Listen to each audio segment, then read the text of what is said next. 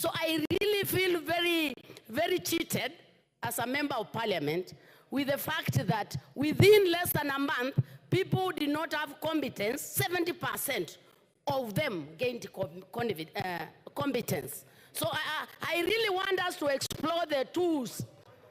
Honorable Speaker, my concern is we need to explore the tools. Order, Suzanne. Honorable Suzanne. Yes, Alicia? Thank you, Mr. Speaker. What begs on my mind is when she's talking about competence. There are two things. There's competencies and competence. What does she mean? Thank you. Honorable Speaker, I am not apologizing. I'm not an Englishman, neither a woman. I'm a Kamba, and I know he understands his competence. Just to continue, Honorable Speaker, the other point was the issue of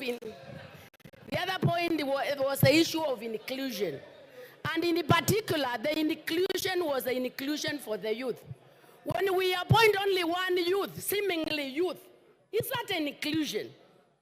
I think we are being selfish as adults. And when the youth complain, we are not including them. Especially when we have over 50% of the population of this country being youth, I think it is not.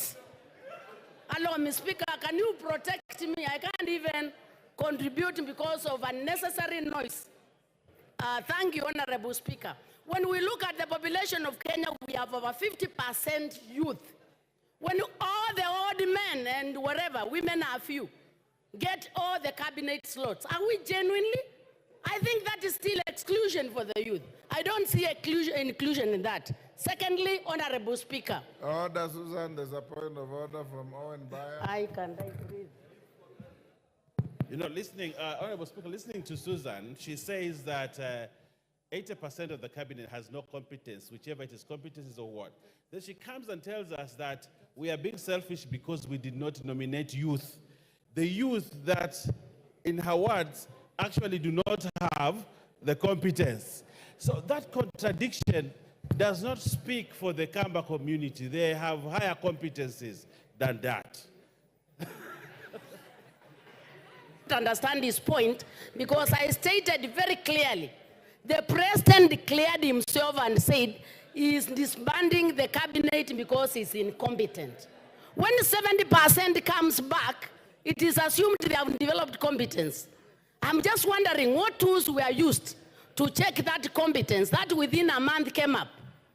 I am feeling this was more political manipulation than actually what we are looking for as Kenyans. Time up. Women rep for Tarakaniti. Okay, give her 1 minute to finish. Honorable Speaker, and this is among the few dissenting voices which have not been given time. Honorable Speaker, I think I have been into an integrity class, and integrity does not mean the law, you must have been accused in law. Even when people doubt you and what you stand for, matters trust is an integrity issue. We have a case where somebody was accused by ESEC that he was corrupt. And the people brought evidence that there was that. Even that doubt in itself, chapter 6 of our constitution, that person is already disqualified.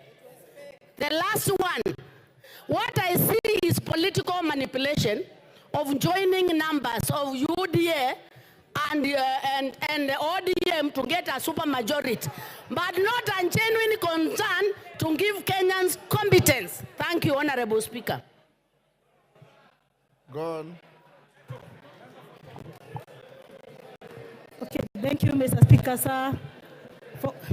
Thank you, Mr. Speaker, sir, for giving me a chance to contribute to this very important motion. Mr. Speaker, sir, first of all, I want to thank the committee on appointment for banning the midnight oil and bringing such... Order. Order. Honorable Suzanne, when you spoke